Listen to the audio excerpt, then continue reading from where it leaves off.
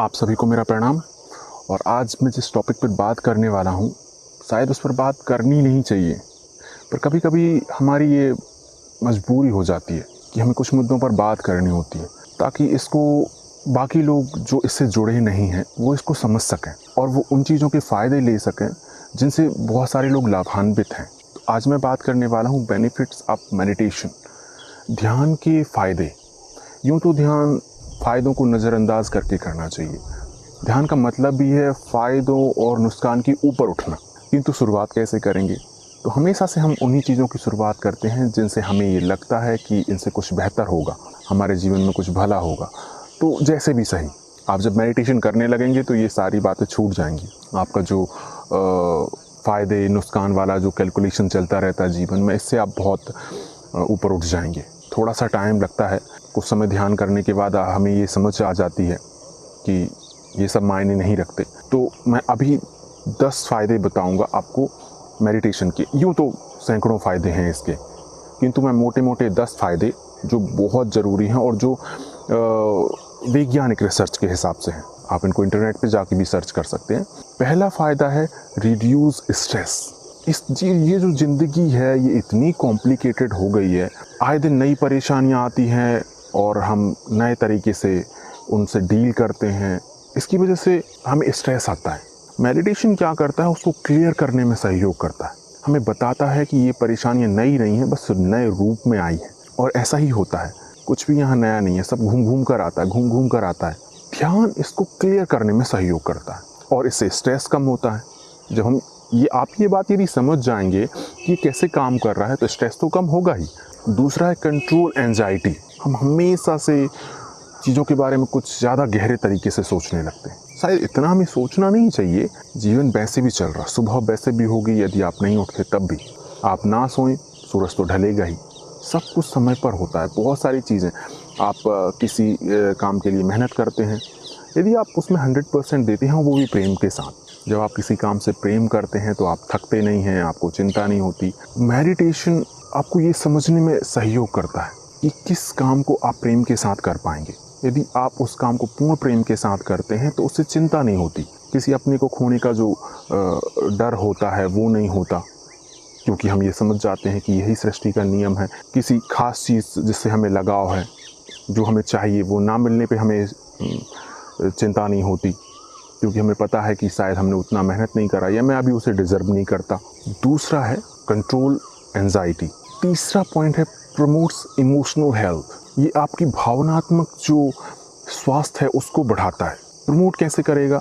जब आप मेडिटेशन करते हैं और चीज़ें क्लियर होती चली जाती हैं, कोई ज़्यादा समय नहीं, 10 मिनट कर सकते हैं, 15 मिनट, 20 मिनट, और जब चीज़ें क्लियर होती हैं तो इससे आप अधिकतर समय खुश रहते हैं। जब आप खुश रहते हैं तो आपकी ना सिर्फ फिज़िकल बॉडी, आपका जो मेंटल बॉडी है या मेंटल है वो भी हेल्थी होने लगता है, स्वस्थ होने लगता है, बेहतर तरीके से काम करने लगता है, ज़्यादा बेहतर ढंग से चीज़ें सीखने लगता है। तीसरा है प्रमोट्स इमोशनल हेल्थ। चौथा है इनहेंस सेल्फ अवेयरनेस। ये हमारी जागरूकता को बढ़ाता है। ऐसा नहीं कि अभी हम नहीं सोचते, अभी हम सोचते हैं, पर अभी हम जो है सेल्फिश हो जाते हैं, कभी कभी अपने बारे में सोचते हैं। और ये कहूँ कि स्वार्थी भी हम ढंग से नहीं हो पाते। हम कभी कभी उस स्वार्थ के चक्कर में खुद का ही नुकसान करते। स्वार्थ क्या है? आप सेल्फिश हो जाते हैं। ये क्या है? ये अपने आप को जलाने जैसा है, खुद के हाथ को होम करके हवन में झोंकने जैसा है। हम इसको समझ पाते हैं।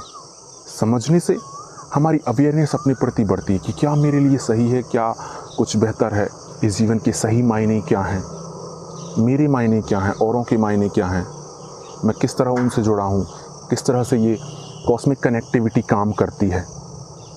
ये सब कुछ क्लियर हो जाता है। तो चौथा है इनहेंस सेल्फ अवेयरनेस। अपने प्रति जागरूकता, स्वयं के प्रति जागरूकता। हम औरों को जानने का दावा करते चले जाते हैं, पर अब औरों को तभी जान सकते हैं जब आप खुद को अच्छी तरह से जानें। आपको ही नहीं पता कि आप क्या कर रहे हैं। आप ये कहते हैं कि मैं उसको अच्छी तरह जानता हूँ, वो ऐसा इंसान है। आपको ही नहीं पता कि आप कैसे इंसान हैं। ये आपकी जागरूकता को बढ़ाएगा। पांचवा है रिड्यूस मेमोरी लॉस।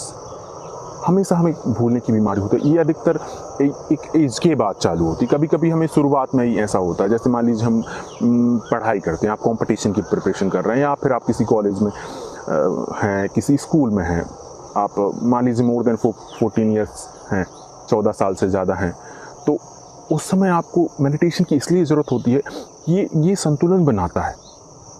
ऐसा नहीं है कि हम नहीं भूलते, तब भी आप भूलेंगे। हमारे शरीर का स्वभाव है 18% याद रखना, बाकी सब भूल जाना।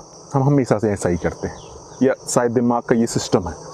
किंतु फिर हम ज़रूरी चीज़ों को एक क्रमबद्ध तरीके से याद रख पाते। यदि आप मेडिटेशन करते हैं तो दिमाग शांत रहता है। जब कोई चीज़ शांत रहेगी तो वो ज़्यादा व्यवस्थित होगी। अशांत चीज़ें व्यवस्थित नहीं होती, इसकी वजह से प्रॉब्लम्स क्रिएट होती हैं। हम कहते हैं हम चीज़ें भूल जाते हैं, भूलते नहीं हैं, वो अव्यवस्था है। एक रूम में आप फाइलों के बंडल फेंकते जाएं, एक समय होगा कि वो रूम तो भर जाएगा, आपको फाइल नहीं मिलेगी जब आप कोई फाइल ढूंढेंगे। मैं एक गवर्नमेंट जॉब में हूँ, वहाँ पर हमारा एक नियम होता है 5S। हमें वो रूल फॉलो करना पड़ता है, जिसके तहत हम क्या करते हैं, चीज़ों को सही क्रम में व्यवस्थित रखते हैं, या तो अल्फ़ाबेट या फिर कलर कोडिंग के ज़रिए, या किसी भी एक व्यवस्थित रूप से तरीके से। इससे हमें क्या होता है, आसानी होती है उस चीज़ को ढूंढने में। ऐसे ही जब मेडिटेशन हम करते हैं, दिमाग व्यवस्थित हो जाता है, किसी चीज़ को ढूंढने में आसानी होती है। तो 5वां है रिड्यूस मेमोरी लॉस। 6वां है कैन जनरेट काइंडनेस। आप दयालु हो जाते हैं। अब दयालु होना क्यों ज़रूरी है? स्वार्थी से भी तो काम चल ही रहा है ना। लोग ये सिखाते कि चालाक बनो। मेरी पिछली वीडियो आप देखेंगे, मैंने इसी पर बनाई है कि क्या ज़रूरत है चालाक बनने की। क्या ये बेवकूफ़ी नहीं है? ये खुद के पैर में कुल्हाड़ी मारने जैसा नहीं है? चालाक बन के आप खुद को खो देते हैं, स्वयं को खो देते हैं। क्या ये बुरा नहीं है? ये आपके अंदर दयालुता लाता है, प्यार लेके आता है, ये आपको दूसरों की परवाह करना सिखाता है। मैं कहता हूँ आप कुछ नहीं करेंगे, आपको पता ही नहीं चलेगा, आप बस मेडिटेशन करिए। बहुत सारे लोग हैं वो कहते हैं ऐसा कैसे होगा। मैं कहता हूँ करके देखिए, आप कुछ दिन करके देखिए, आपको समझ, आप किसी पे चिल्ला नहीं पाएंगे, आप किसी पे गुस्सा नहीं कर पाएंगे, आप चीज़ों को समझेंगे, लोगों को माफ़ कर देंगे। आपको ये समझ आने लगेगा कि ये उनकी सोच की वजह से है, ना कि वो वैसे इंसान है। ये आसान है ना? ये आपको दयालुता लेके आएगा। आप थोड़ा सा मेडिटेशन करेंगे, बहुत सारे फ़ायदे उठाएंगे। कहीं बाहर आउटडोर जाइए, वहाँ कुछ मिनट बैठे रहिए। सब कुछ ध्यान के भी कई तरीके हैं, ये आपको देखना पड़ेगा आपको क्या तरीका पसंद है। आप एक झील के किनारे घंटों बैठे रहिए, ये भी मेडिटेशन, ये हलाली नहीं है, इसको आलस्य नहीं कह सकते, ये आपने चुना है। तो 6वां कैन जनरेट काइंडनेस, ये दयालुता को बढ़ाएगा। 7वां है, ये कुछ लोगों के लिए है, आपका ये है हेल्प करेगा किसी भी एडिक्शन से लड़ने में। 7वां जो पॉइंट है, 7वां बिंदु जो मैं इम्पोर्टेंट बता रहा हूँ, ये उन लोगों के लिए जो किसी एडिक्शन में है। हम सभी एडिक्शन में होते हैं, कोई थोड़े कम, कोई थोड़े ज़्यादा, हमें अलग अलग चीज़ों का होता है। चाय का भी किसी को एडिक्शन है, छोड़नी नहीं है, चाय छोड़नी नहीं है। आप जो भी आप काम करते हैं उसको छोड़ना नहीं है, कसम खा के या कुछ करके। आप जब ध्यान करने लगते हैं तो आपको खुद समझ में आने लगता है कि शायद मुझे इसकी ज़रूरत नहीं है, फिर भी मैं इससे बंधा हुआ हूँ। और फिर आपके अंतर मन से जो एक हमारा हील होता है, या हमारी जो आत्मशक्ति बढ़ती है, इसके लिए हम किसी चीज़ की कसम खाने की ज़रूरत नहीं पड़ती, आप खुद ही वो छूट जाती है। एक कमाल की इंटेलिजेंस हमारे अंदर विकसित होती है, बढ़ने लगती है, समझ एक दायरे के पार चली जाती है, और वो फिर समझ हमें इन एडिक्शन से दूर करती है। तो किसी भी तरीके की एडिक्शन में हो, उससे लड़ने में आपका हेल्प करेगी। 8वां है इम्प्रूव स्लीप। बहुत सारे लोग हैं, मैं कहूँगा कि 60-70%, 80% लोग अच्छे से नहीं सो पाते। उन्हें पता नहीं होता कि वो सो पा रहे हैं या नहीं, पर उनकी जो नींद है वो क्वालिटेटिव नहीं होती, क्वांटिटी वाइज हो जाती है। उन्हें लगता है कि 8 घंटे 10 घंटे सोना, मैं थका हुआ हूँ, शायद मेरी नींद नहीं हो पा रही, क्योंकि वो क्वालिटी वाइज नहीं सोते। जब आप ध्यान करते हैं, दिमाग शांत होता है, आप 5 घंटे सोते हैं और आप एक गहरी नींद ले लेते हैं। नींद भी एक ध्यान है। कहते हैं नींद कुछ समय की मृत्यु है, और मृत्यु हमेशा के लिए नींद है, और मृत्यु एक तरीके से मेडिटेशन है। जब आप मरते हैं उस समय आप मेडिटेटेड हो जाते हैं हमेशा के लिए। जब आप सोते हैं तब कुछ समय के लिए होते हैं। ये हम कुछ कह सकते हैं कि अप्रत्यक्ष मेडिटेशन है। फ़ायदा होता है पर ना के बराबर, क्योंकि आपने नहीं चुना और ये जागृत अवस्था में नहीं है। तो ये आपकी स्लीप को इम्प्रूव करेगा। फिर आप सोते हुए भी मेडिटेशन कर पाएंगे, ज़्यादा ऊर्जा शक्ति को ग्रहण कर सकते हैं। आप देखिए जब आप उठते हैं तो आप कितनी सारी एनर्जी से भरे होते हैं। ये कमाल की बात है कि आप 12 घंटे से सो रहे हैं, या 10 घंटे, 8 घंटे, 6 घंटे, और वो 6 घंटे से सोना आपकी ऊर्जा शक्ति को बना देता है। कॉस्मिक एनर्जी को आप लेते हैं उस समय में, और शरीर भी एनर्जी जनरेट करता है अपने से, जहाँ एनर्जी खर्च हो रही है उसको बचाता है। तो ये आपकी स्लीप को अच्छे से, आपकी बहुत अच्छी नींद कर देगा ये। अब लास्ट के 2 पॉइंट, ये मोस्ट इंपॉर्टेंट है। इंक्रीज अंडरस्टैंडिंग, यही इंपॉर्टेंट है। ये आपकी समझ को एक अव्वल दर्जे तक ले जाता है। ये उस हद तक ले जाएगा जब आपको चीज़ें साफ साफ समझ में आने लगेंगी। आपने देखा होगा कि जो मेडिटेशन करते हैं उनकी सोचने का तरीका, देखने का तरीका, बात करने का ढंग, ये बाकी लोगों से अलग होता है। ये कैसे होता है? क्योंकि वो हर चीज़ को एक नए आयाम से देख पा रहे होते हैं, समझ विकसित हो जाती है। ऐसा नहीं कि देखिए बहुत कुछ पढ़ने के बाद आप पंडित हो सकते हैं, ज्ञानवान हो सकते हैं, किसी भी चीज़ में आप PhD कर लें, उस चीज़ के बारे में आपको बहुत सारी जानकारी हो सकती है, पर समझ एक अलग चीज़ है। समझ निजी होती है। ज्ञान हमेशा से हमें बाहर से मिल जाता है, पुस्तकों से, लोगों से। जिस तरह से हम प्रज्ञा कहते हैं कि प्रज्ञा मतलब इंटेलिजेंस हमारी जो है वो एक श्रुत इंटेलिजेंस, सुनने से आ जाती है। एक होती चिंतन इंटेलिजेंस, चिंतन प्रज्ञा, ये हम सोच लेते हैं कि यार क्या करना चाहिए क्या। एक होती है भाव प्रज्ञा, इमोशनल इंटेलिजेंस आपकी, जो आपने फील करा, अंदर कुछ हो रहा जो आप बता नहीं सकते, पर वो आपकी अंडरस्टैंडिंग को एक अव्वल दर्जे तक लेके जा रहा है। जब कोई व्यक्ति गुस्सा करता है तो आप ना सिर्फ उसका गुस्सा देखते हैं, आप ये भी देखते हैं कि उस गुस्से की वजह क्या है। आपको ये पता चल जाता है कि क्या उसका गुस्सा उसके द्वारा जनरेट किया गया है या फिर उसके कंट्रोल में नहीं है, या वो गुस्से के कंट्रोल में। ये आप समझ पाते हैं गहराई से। फिर आप अपने ना सिर्फ अपने लिए, समाज के लिए और देश के लिए, ये पूरे समस्त ब्रह्मांड के लिए काम करने लग जाते हैं, क्योंकि ये क्लियर हो जाता है कि आप लिंक्ड हैं, इंटरट्विस्टेड हैं, आप अलग नहीं हैं।